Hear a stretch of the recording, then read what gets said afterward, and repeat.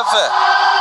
تمريره عرضيه عن طريق نصير مزراوي وكيتمكن من وضعها في الشباك اللاعب اسماعيل السباري. لاحظوا التموضع ديالو، المكان اللي كيتواجد فيه، وايضا كيفاش انه انهاء الكره. هنا الدور ديال التموضع وايضا الدور ديال اللاعب اللي داخل في المقابله ومركز ويبحث لاستغلال كل الفرص. اذا وليد الركراكي سعيد بالهدف الماضي. حصر امامنا لاوتشو خالد وهو عميد المنتخب الاوغندي.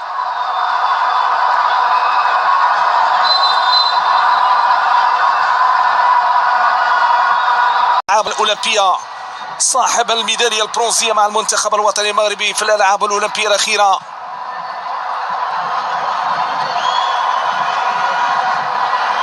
اونيان كودينيس في حراسه المرمى.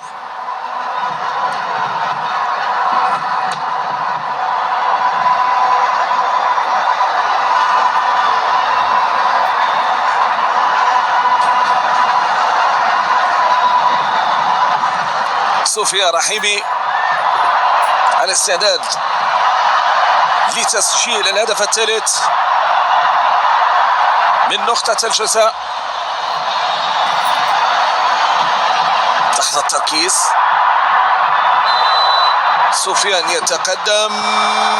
جول جول جول جول جول، هدف ثالث للمنتخب الوطني المغربي، هدف ثالث للمنتخب الوطني المغربي، هذه المرة من نقطة الجزاء. لاعب ذو 29 سنة، لاعب العين، لاعب العين الاماراتي الذي وضع الكرة في الشباك الرشاوي السابق، اللاعب الذي يلعب مع المنتخب الوطني المغربي ل 29 مقابلة. نعم، يتمكن اليوم من زيارة الشباك، من تسجيل الهدف الثالث في شباك المنتخب الاوغندي. الدخول والتسجيل هنا بمدينة طنجة يأتي ليكون بهذه الكيفية وبهذا الأسلوب. اصطاد ضربة جزاء وبعد ذلك انبر لها بنجاح الحارس في جهة والكرة في جهة. وثالث الأهداف المغربية أتت بالحضرات بأقدام سفيان الذي تقدم، وبعد ذلك في الشباك تم هدف بعنوان سفيان رحيمي.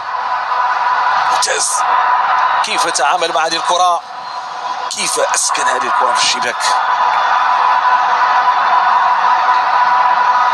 ثالث أهداف المنتخب الوطني المغربي، ثالث أهداف المنتخب الوطني المغربي.